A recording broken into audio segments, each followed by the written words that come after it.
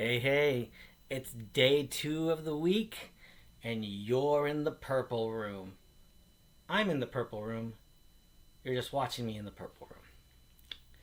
I don't want to call this series the purple room. I really don't. So, anyway. So, today's proverb comes from Proverbs 7:2 and says, "Keep my commands and live, and my law as the apple of your eye." So keep my commands and live. Leviticus 18:5 says, "You shall therefore keep my statutes and my judgments, which if a man does, he shall live by them. I am the Lord." So we will live if we keep his statutes and judgments and his commandments. If we do what he says, we will live.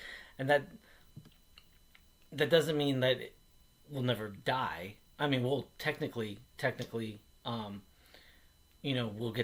we'll rise again, and at the first resurrection, and get to enter into the kingdom.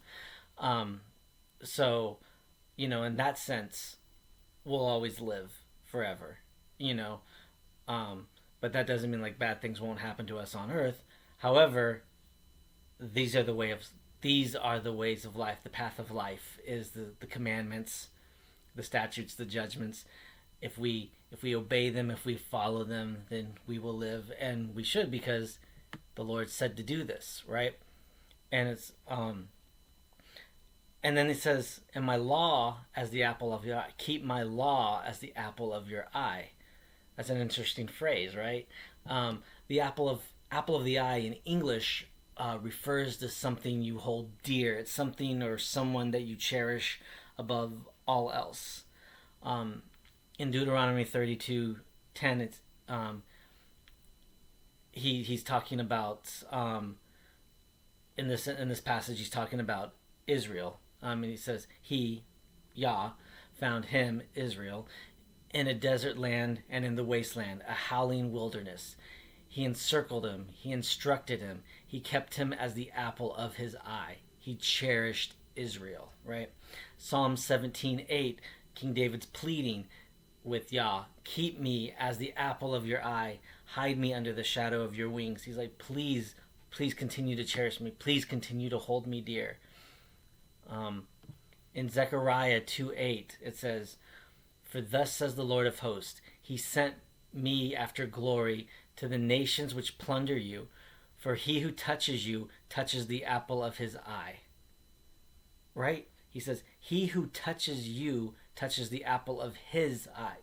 So it's like, you're precious, or Israel, or you, if you're his, you're grafted into Israel. So Israel is his, precious to his, the apple of his eye. And anyone that touches you, oh, that's not gonna go well for them. No, sir. So we are to cherish his law above all other things. Why? Because he cherishes us above all other things. Remember, it's not about how much he loves us. We saw that love demonstrated on the cross. It's about how much we love him. And if we love him, we'll keep his commandments. If we pick and choose which parts of the law we're going to keep, then it's not the apple of our eye, and our love for him is sus. Very sus, So I know that the apple of the eye is an English phrase, and the Bible was written in Hebrew. So in Hebrew, the word used is Ishon. I hope I said that right. It means pupil of the eye.